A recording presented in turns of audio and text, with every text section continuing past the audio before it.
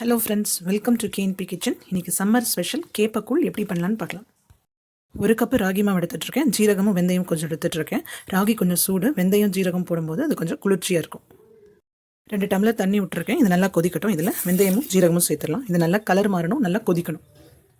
தண்ணி நல்லா கொதிச்சிருச்சு, கலர் மாறிடுச்சு. இப்போ கொஞ்சமாக அந்த ராகியில் தண்ணி சேர்த்து இதில் விடுறேன்.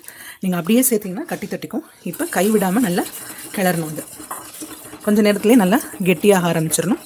வேணும்னா இன்னும் கொஞ்சம் வெந்நீர் சேர்த்துக்கலாம், தண்ணி தேவைப்படும். இது கொஞ்சம் நல்லா வெந்துருச்சு. இப்போ இதுக்கு கொஞ்சமாக உப்பு சேர்த்துக்கிறேன். தேவைப்பட்டால் காலையில் நீங்கள் கொஞ்சம் சேர்த்துக்கலாம்.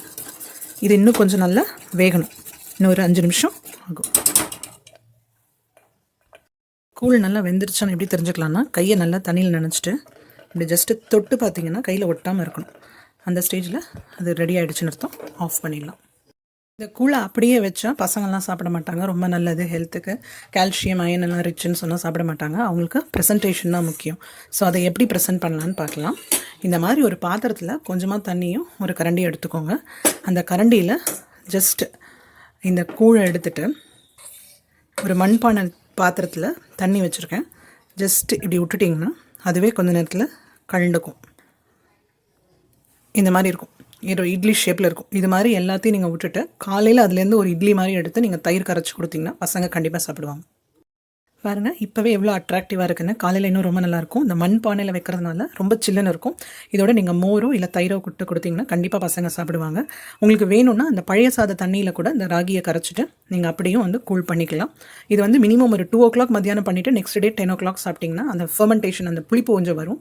அது அதான் நல்லது. அப்போ தான் விட்டமின் B12 இன்க்ரீஸ் ஆகும்.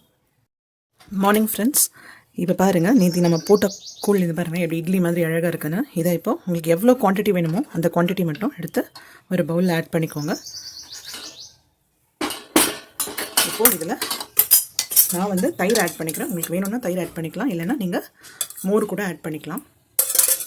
இதை நல்லா மிக்ஸ் பண்ணிக்கணும். கூலான கேப்பக்கூழ் தயார். இதை நான் மாங்காவோடையும் சின்ன வெங்காயத்தோடையும் சர்வ் பண்ணியிருக்கேன். நீங்கள் வெண்டவத்தல் சுண்டவத்தல் கூட சேர்த்துக்கலாம். இந்த லெஃப்ட் ஓவர் ராகியில் நீங்கள் குழம்பு விட்டு கூட சாப்பிட்லாங்க. ஒரு நாளைக்கு ஃபுல்லாக நீங்கள் ரைஸ் அவாய்ட் பண்ணணும்னு நினைக்கிறவங்க அதில் புளிக்குழம்பு ரொம்ப நல்லாயிருக்கும். அதுக்கு நல்ல காம்பினேஷன். கண்டிப்பாக ட்ரை பண்ணுங்கள். இந்த ரெசிபி உங்களுக்கு பிடிச்சிருந்தா like, share and subscribe to our channel. Thank you.